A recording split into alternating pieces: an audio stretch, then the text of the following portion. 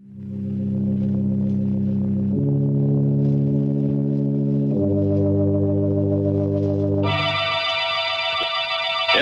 Sanctum Mysteries.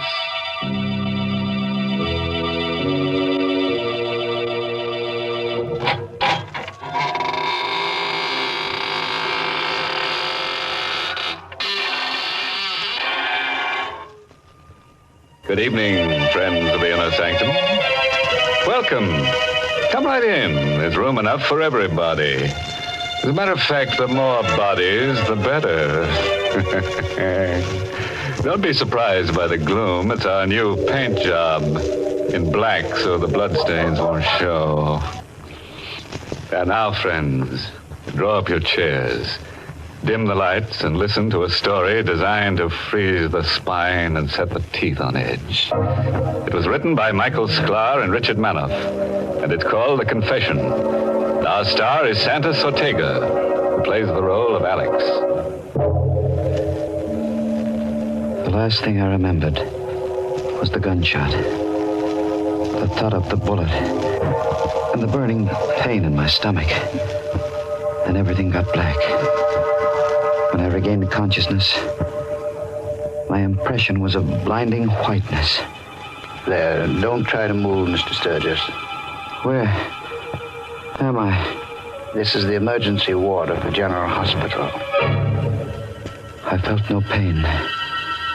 Just an overall numbness and a desire to sleep. Am I going to die? Yes. How much time have I got? A couple of hours. Doctor, I want to make a confession. I want to confess to murder. I told the doctor about the money and Lenore. She was much younger than I. And she thought because I owned a little drugstore, I must be prosperous. And I suppose that's why she married me in spite of the difference in our ages. But there wasn't any money for fun or nice clothes. So she became restless. But I loved her. And I did my best. Until the other night. In the drugstore. Oh, it's 12 o'clock, thank heaven. Time to close up, Alex. 5 more minutes, dear. Another customer might come along. Just like an old man chasing pennies, never getting anything out of life. Be reasonable, dear. I'm trying to make a living for us. Is this your idea of a living? Is this what you promised me before we were married? I know it's not what you deserve, Lenore, but someday... Oh, you make me sick. I must have been crazy when I married you. Lenore. I'm going to say something I've had on my mind for a long time, Alex. Rather than go on this way, I'd prefer to be dead. Look at you. I don't have to put up with you. I'm still young, Alex. So there it was. Out in the open. An old man with money would have been acceptable. But because I had no money, she was going to leave me. I wanted to plead with her. I would have gotten down on my knees. But before I could say anything, the street door opened, and a man stumbled into the store. Oh, Alex, look! Help me, quick. I'm wounded. I helped the man to a chair. He'd been shot in the chest, and the front of his coat was covered with blood. His breathing came hard. Bullet, my chest. Patch me up. I'm only a pharmacist. You need a doctor. I'll call Dr. Johnson. No, I don't want any doctor. I want you to help me. Is it because doctors must report bullet wounds? Is that why you want a doctor? Never mind my reason. I got plenty of dough. I'll give you $500 to take care of me. Well, I'd better call the police. No, lady, no. Look, mister, take care of me. Keep it quiet. I'll give you $1,000. $1,000? Let me see the money. Here's a $1,000 bill, but I got plenty more. No. Help me take him into the back room. Oh, but Alex. No, I'll take him myself. You get busy and wipe the blood off the floor. Oh, no, you can't. Wipe up the blood. Do as I say, Lenore.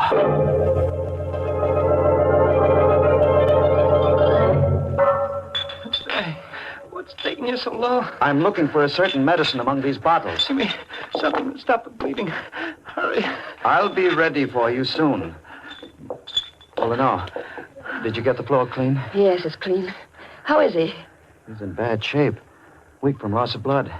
Alex, You haven't done anything for him yet. Be quiet. But you've been in here 5 minutes, and he's just like he was before. Alex, you're stalling. Oh, the hell. Alex, Let him lay there. but he's dying. I know. Alex, call the police. No. Are you going to let him die? Yes. That's as bad as murder. I didn't shoot him. It's not my fault if he dies. Lenore, he's got money. Thousands of dollars. No one knows he came here. This is our chance, Lenore. What do you mean? I'm going to let him die. Take his money, and then get rid of his body.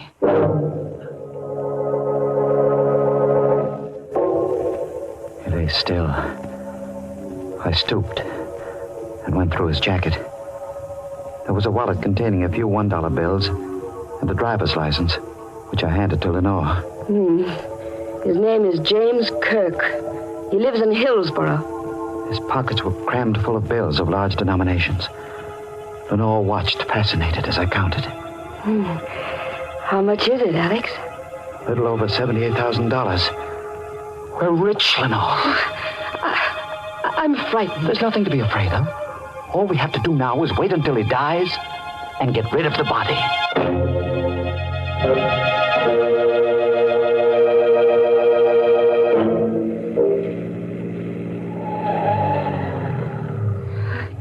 Do you need me to help you? No, I can manage alone. This body's heavy. Yeah. It's through the door. Alex, he's still alive. Yes. What are you going to do now? It'd be dangerous to wait here until he dies. Anyway, what difference does it make? He'll be dead when he goes into the water. No, that's murder. Call it what you like. We've gone too far now to stop. You wait in the car. I'm going to carry him to the edge of the pier and drop him over the side.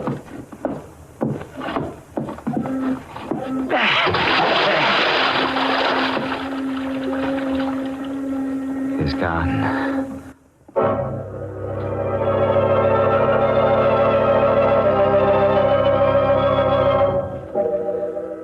I watched Kirk's body sink into the water. I knew the current in the bay would carry it out to sea. One doesn't picture a middle-aged druggist committing a perfect crime. But I felt sure that I'd done it. For I had Kirk's money, and it seemed that no one could connect his death to me. I rejoined Lenore in the car and started for home. After I'd driven for a few minutes, I noticed she was strangely quiet. What's the matter, dear? Nothing? Nothing at all. Something's troubling you. What is it? Nothing. You act as though you're afraid of me. No. You are afraid of me. Lenore, why? I never saw you act this way before. Something's happened to you. You're different. Oh, nonsense. Don't you feel it, Alex? You're a murderer. No. You wouldn't even wait until he was dead. Listen to me, Lenore. Whatever I did for your sake. I wanted the money for you, so you could be happy. Oh, how can I be happy with this thing hanging over us?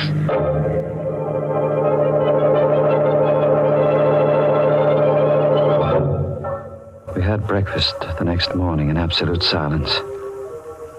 Then Lenore went to open the store, while I wrapped the money in a parcel, took it to the bank, placed it in my box in the safe deposit vault. No one paid any attention to me, although the bank was swarming with police detectives. From the bank, I went directly to the drugstore and found a man there waiting for me. Sturgis? Yes? Biggert is my name. Mark Biggert. What can I do for you? I'm an insurance company detective, Mr. Sturgis. I'm investigating the First National Bank robbery for my company. I want you to tell me everything you know about that robbery.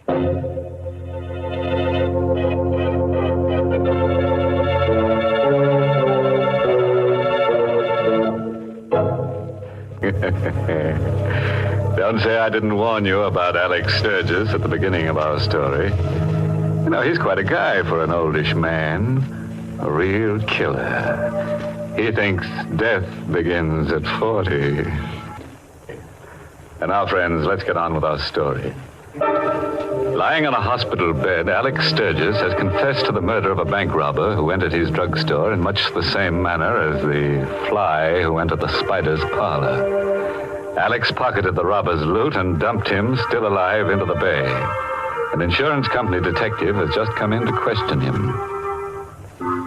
He was a big man, but not fat, this detective. And although he didn't appear to be very intelligent, he had a look of cunning. His clothes were rumpled, and he rolled an unlit cigar around in his mouth as he spoke. Suppose you start from the beginning, Sturgis. There's nothing to talk about, Bigot. I don't know anything about the robbery. You don't, eh? No, I don't. Why should you come here annoying me with silly questions? I'll tell you why I'm here, Sturgis, and then maybe you'll see your way clear to talk. You know the bank was robbed last night, and the crook got away with better than $78,000. Yes? The night watchman was shot. He's in a coma now, but before he was shot, he shot one of the crooks. What does that have to do with me? I'm coming to you, Sturgis. I'm a slow man, but I'm thorough, which is more than you can say for the harness bulls on the police force. Take those harness bulls. They didn't spot the trail of blood that wounded crook left when he ducked on the alley behind the bank. Funny thing, they clean missed it. But I noticed it, Sturgis. I followed it through the alley and straight up this street. And here's another peculiar thing. The trail ended right smack at the door of this drugstore. Are you implying... 2 and 2 makes 4, Sturgis. As I said, I'm not a fancy-pants detective, but here's how I figure it. This yegg was wounded, so he came in here and asked you to fix him up, which you did. In exchange, he gave you a nice big piece of the tape to keep your mouth shut. Am I right, Sturgis? You're 100% wrong. If you were smart, you'd talk now and save yourself a lot of grief. I've got nothing to tell you. Suit yourself, Sturgis. But here's my business card. In case you change your mind, you can reach me at the Hotel Empire. By the way, the company is offering a $5,000 reward for the return of that money. I'm not interested. Good day. Okay. It's your next, Sturgis. I'll be seeing you. Alex, I heard what he said. He knows. I should have thought of the blood outside. How can you stand there and act so calm about it? He knows, I tell you. Take hold of yourself and know. He only suspects, and his suspicions aren't worth 2 cents unless he can produce evidence. Believe me, we've got nothing to worry about. I was cocky then. Too cocky. Lenore was right. I was a changed man. That money had put iron into my spine. And then, that afternoon, I got the first of the phone calls. Hello?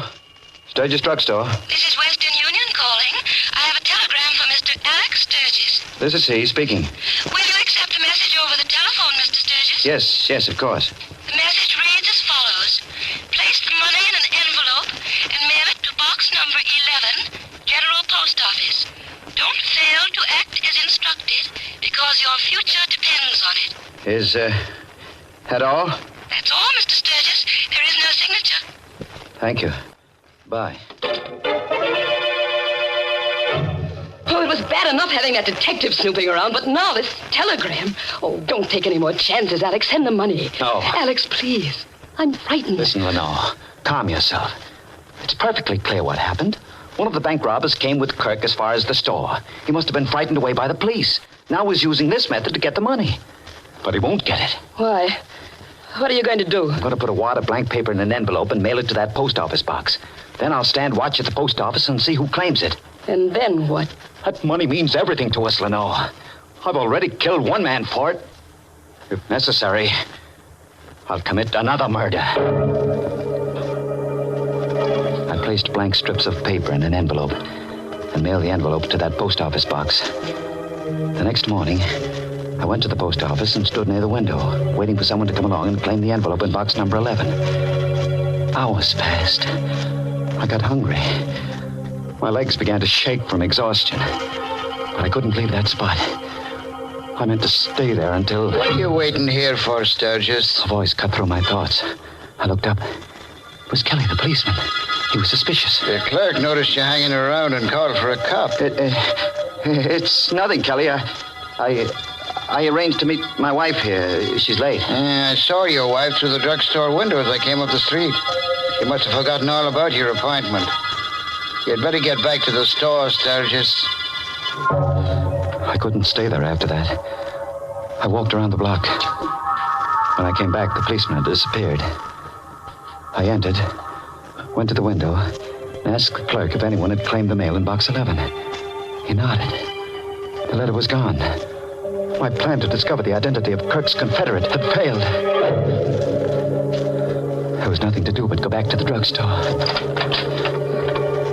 It was empty. I felt a sense of danger as soon as I entered. So I closed the street door quietly and walked as silently as I could to the door of the back room. It was open. Lenore was at the telephone. Hello. Hello, Empire? Hotel? Hello. Connect me with Mr. Biggert, please. Yes. Mr. Mark Biggert. Hang up, Lenore. Hang up the receiver. Alex! You were calling that detective. Suppose I was. What of it? You were going to tell him about the money. You were going to double-cross me for the reward. You're so smart, Alex. What are you going to do about it? Lenore, don't you understand? I don't want the money for myself. I took it for you, to give you the things that will make you happy. Big-hearted, unselfish Alex. What are you laughing at? I'll tell you why you took that money, Alex. You thought you could buy me with it. Well, you're wrong. I wouldn't stay with you if you had all the money in the world. Lenore, would you leave me after all that's happened? I'm packing up right now. No. You can't stop me. I love you, Lenore. I did my best to hold you. If I can't have you, no one else will have you. What do you mean? Alex, stay away from me. I'm going to kill you, Lenore. Alex, no. Don't. I'm going to kill you, my darling. Let go of my throat. Alex, please. Let go.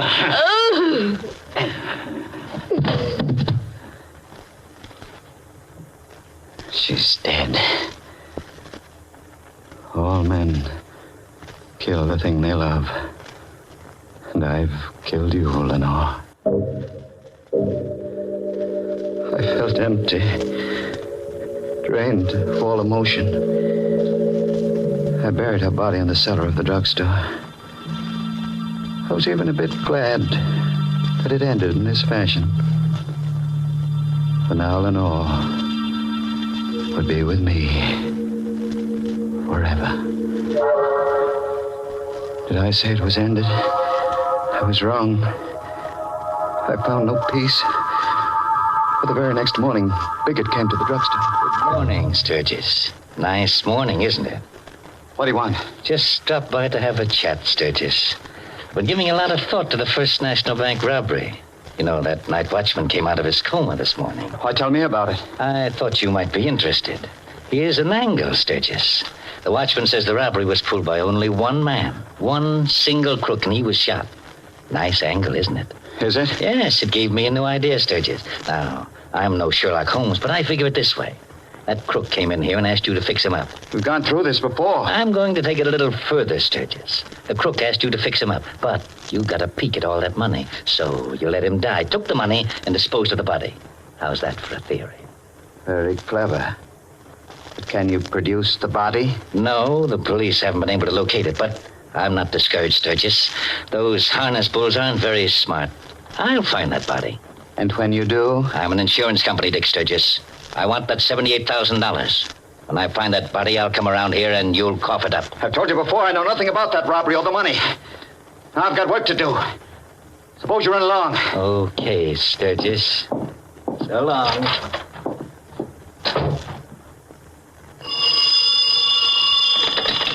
Hello. Sturgis Drugstore. Western Union calling. I have a telegram from Mr. Alex Sturgis. This is he speaking. Read it to me, please. The message reads as follows. Received your letter. Contents not what requested. Suggest you obey instructions. Same box number and post office. This is final. Is there a signature? No, sir. There's no signature, Mr. Sturgis.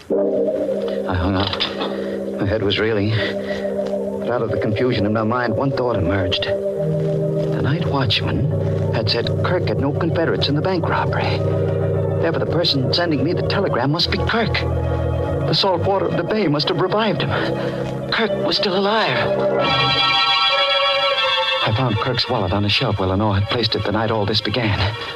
From the driver's license, I copied his home address. I waited till after midnight and drove to Hillsborough, where I found Kirk's apartment in an old tenement building. The door was unlocked. I drew out my gun and entered. I meant to kill Kirk. I had to kill him. The living room was empty. No one was in the bedroom.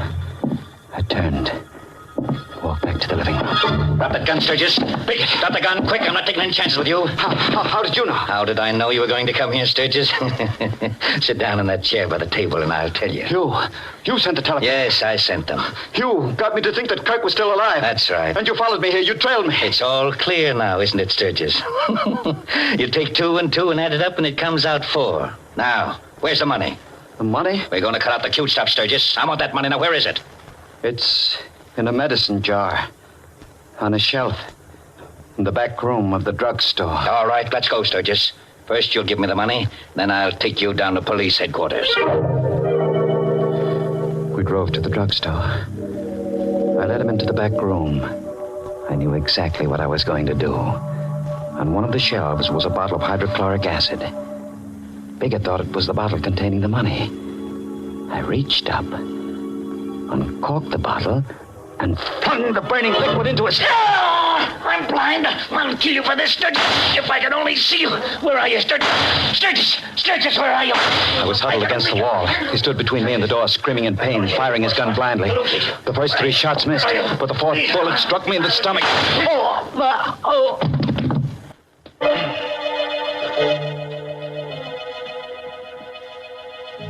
The last thing I remember is Biggett running out of that room, shouting for help. I lost consciousness soon after. When I came to, I found myself here in this hospital. You know the rest of the story, Doctor. That's your confession, eh? That's my confession. Did you get all that down on paper, Mr. Biggert? Got every word of it, Doctor. Biggett, how did you get here? I thought the hydrochloric acid... You thought you blinded me permanently, but not enough of the stuff get into my eyes to do any real damage. Lenore.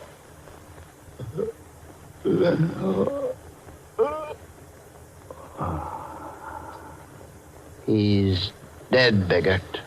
I've seen a lot of funny cases in my time, Doc, but this beats them all. He's a man who commits murder to get a lot of stolen money for his wife. Then he kills his wife. And finally, he gets killed himself. And the money? The money is safe and sound in the bank safe deposit vault.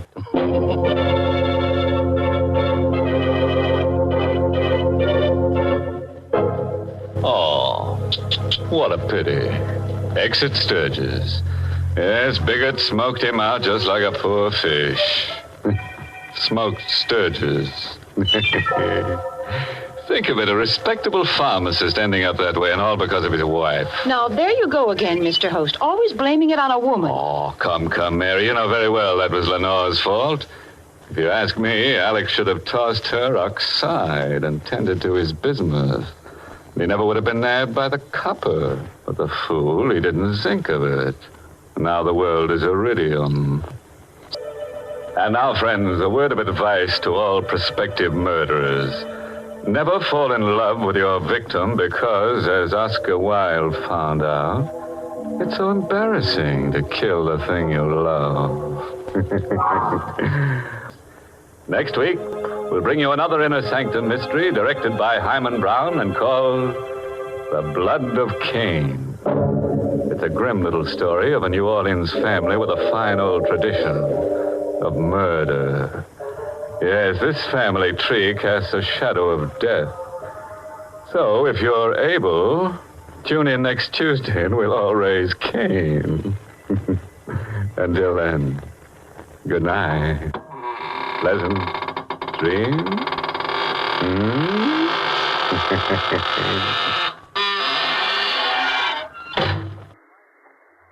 This is CBS, the Columbia Broadcasting System.